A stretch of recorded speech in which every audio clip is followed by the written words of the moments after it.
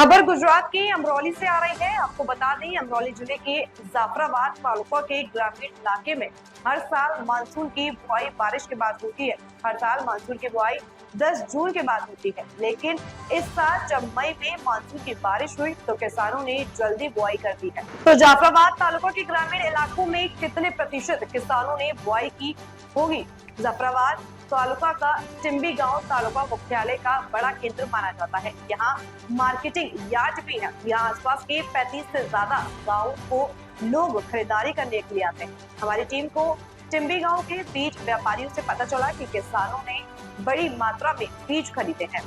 और फिर हमारी टीम टिम्बी गांव के निवासी बाबू भाई रवानी से मिली, जो जाफराबाद तालुका के भारतीय किसान संघ के नेता है। हमारी टीम बीज विक्रेताओं और किसान नेताओं से बात कर रही है। इस साल कौन सी फसल कितनी बोई गई है और कितनी बची रहने की उम्मीद है। साथ ही देखें हमारी खास रिपोर्ट कि कौन सी फसल कितनी मात्रा में बोई गई है। नमस्कार खेडूत मित्रों, हूँ खूब हार्दिक फरी आपનું સ્વાગત કરું છું જાફરાબાદ એસોસિએશન જાફરાબાદ વતી।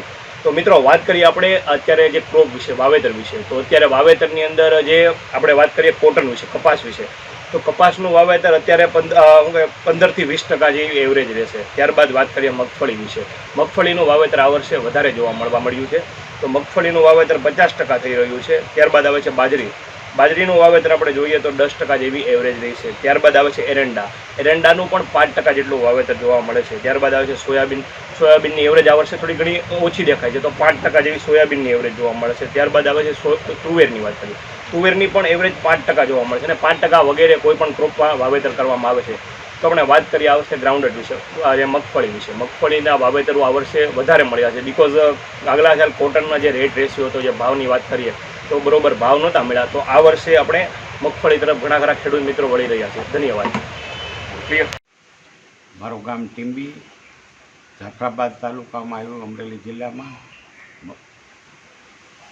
એક ખેડૂત તરીકે ભારતીય કિસાન સંઘમાં પણ સેવા આપું છું, અને આજના સમયમાં આ વરસાદ વહેલો થવાથી માવઠારૂપી પણ ઘણો સારો વરસાદ થવાથી મગફળીના વાવેતર વધ્યા છે, અને સરકાર દ્વારા પણ મગફળીના ટેકાના ભાવ ગયા વર્ષે 1350 રૂપિયા મળ્યા, અને આ વર્ષે 1450 રૂપિયા ભાવ છે।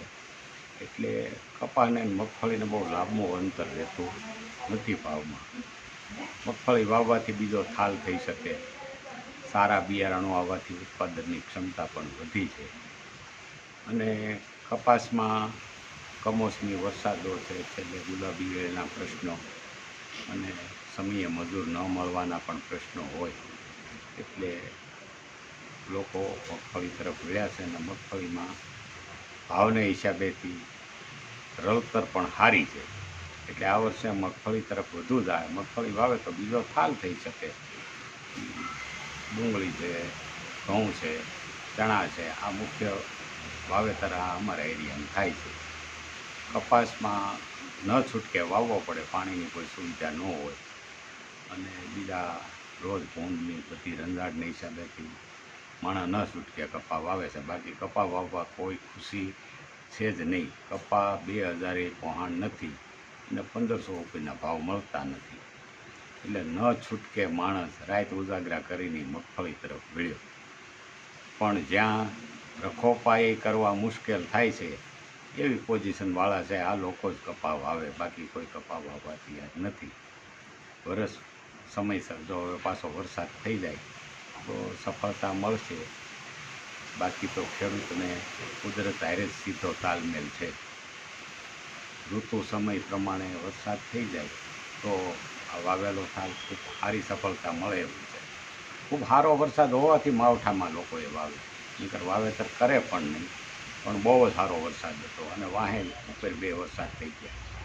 હવે જો સમયસર ચોમાસું કહે છે હવામાન ખાતું કે ભાઈ 15 તારીખે વરસાદ થઈ જાય તો કાંઈ બહુ વાંધો આવે નહીં, અને વાવેતર પણ થઈ શકે। કપાસના વાવેતર વહેલું થાય એટલે લોકો નથી કરી શક્યા, પણ હવે પછીના વરસાદમાંથી કરશે, અને ટેકાના ભાવનો સપોર્ટ સારો હોવાથી ખેડૂત વધારે મગફળીનું વાવેતર કરશે એવું અનુમાન છે। જય હિન્દ।